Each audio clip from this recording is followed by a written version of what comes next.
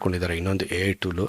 ಇದು ಹೆಂಗೆ ಅಂದರೆ ಕಂಪ್ಲೀಟ್ ಗಾಜಾದಲ್ಲಿ ಅಥವಾ ಪ್ಯಾಲೆಸ್ಟೈನಿಗಳ ಒಂದು ಕಂಪ್ಲೀಟ್ ಡೇಟಾಬೇಸನ್ನು ಇಟ್ಕೊಂಡು ಅವರ ಮೊಬೈಲ್ ಫೋನ್ಗಳಲ್ಲಿ ಇರುವಂತಹ ರೆಕಾರ್ಡ್ಸ್, ಕಾಲ್ ರೆಕಾರ್ಡ್ಸ್ ಒಂದು, ನೆಕ್ಸ್ಟು ಅವರು ಯಾರ್ಯಾರ ಜೊತೆ ಮೀಟ್ ಮಾಡ್ತಾರೆ, ಲೊಕೇಶನ್ಗಳು, ಸೊ ಅವರು ಯಾರ ಮನೆಗೆ ಹೋಗಿರ್ತಾರೆ ಅಥವಾ ಯಾವ ಲೊಕೇಶನ್ಗೆ ಹೋಗ್ತಾರೆ, ಪ್ರತಿಯೊಂದು ಡೇಟಾನು ಕೂಡ ಇದು ಕಲೆಕ್ಟ್ ಮಾಡುತ್ತೆ.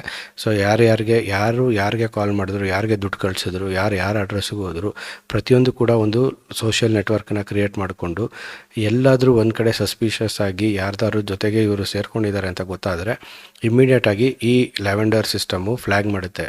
ಇವರು ಹೇಳೋ ಪ್ರಕಾರ ಸುಮಾರು 31,000 ಜನರ ಒಂದು ಐಡೆಂಟಿಫೈಯನ್ನು ಸಸ್ಪೆಕ್ಟೆಡ್ ಮಿಲಿಟೆಂಟ್ಸ್ ಅಂಥೇಳಿ ಇದು ಕೊಟ್ಟಿತ್ತಂತೆ ಸಿಸ್ಟಮಿಂದ.